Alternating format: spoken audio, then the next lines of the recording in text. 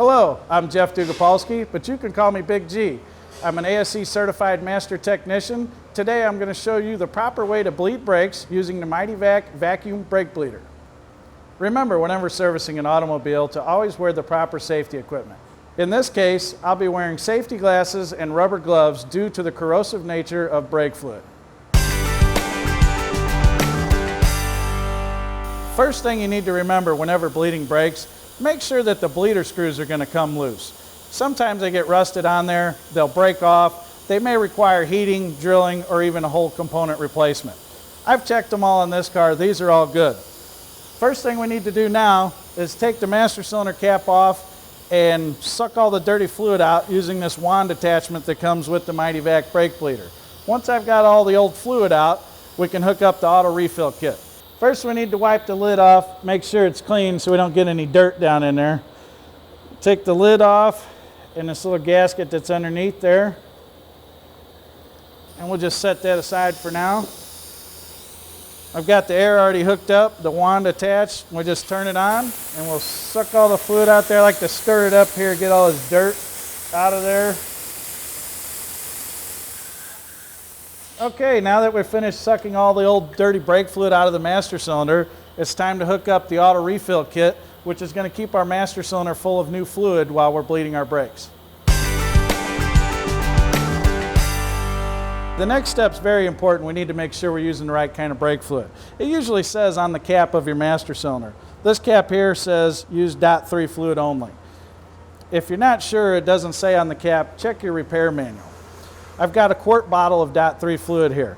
The auto refill kit comes with its own container if you've got bulk brake fluid. Today we're going to use the quart bottle. It comes with these cool adapters that screw right on top of the bottle.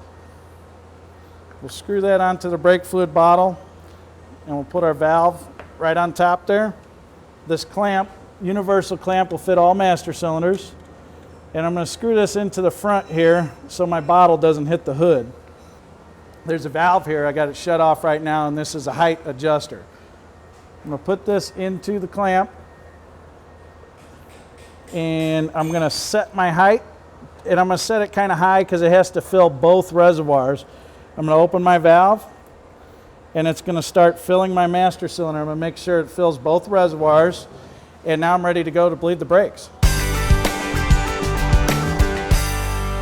Okay, I've got the car raised up and I've got the wheels removed. You may not have to remove the wheels on your vehicle when you're bleeding the brakes. I just have them removed so we can see what we're doing. Just be sure that when you jack your car up that you do use a safety stamp. The bleeder screw that we're looking for is always at the top. If you're bleeding a caliper, it'll be at the top of the caliper or wheel cylinder or whatever you're bleeding. The purpose of it being at the top is to get the trapped air out of the system, and the air is always rising to the top. The bleed screw is a simple tapered seat. I have one here just to show you what it looks like.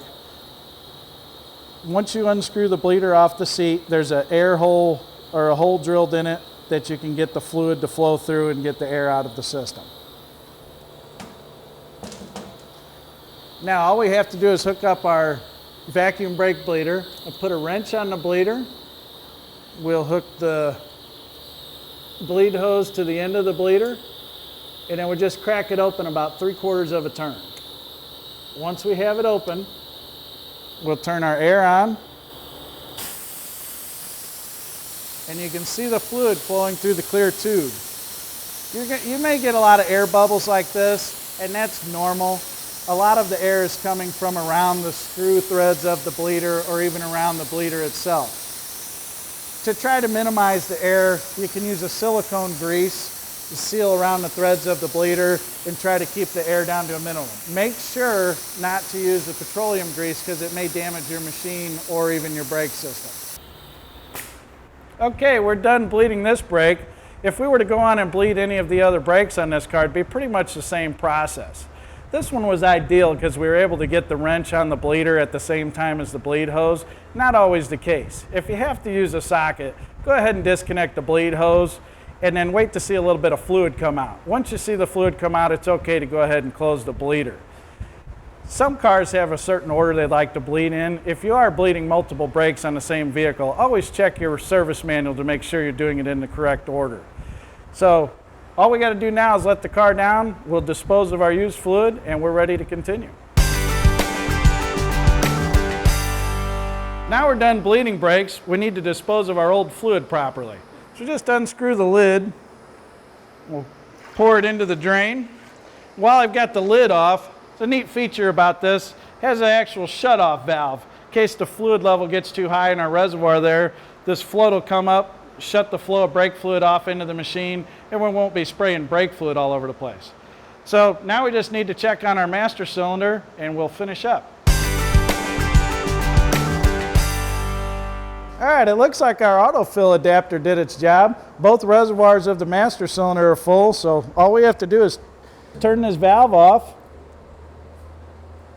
remove our brake fluid, disconnect our clamp,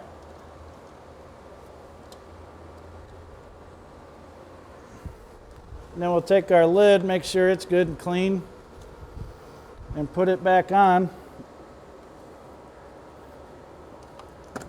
If you do spill a little brake fluid in the process on any painted surfaces, it's a good idea to have some water handy. If you just pour the water over the brake fluid, it cleans it right off. So now all we have to do is pump our brake pedal up, make sure everything's good, and we're done. All right, now we're going to pump the pedal up, make sure we got a good hard pedal, make sure we don't have any leaks in the system. I'm just going to pump it a couple times. And then I'm going to hold it down. I'm going to kind of hold it there for a little bit just to make sure it doesn't drop to the floor. I've got a good solid pedal. It's also a good idea maybe to turn the key on and look for the brake light on the dash. If the brake light's out, you're in good shape. Now we'll go check for leaks and we're ready to go. Well, I'm just going to take a peek at this bleeder, make sure everything's dry. I don't see any leaks in there. We're good. I'll put the wheels back on and we're ready to go.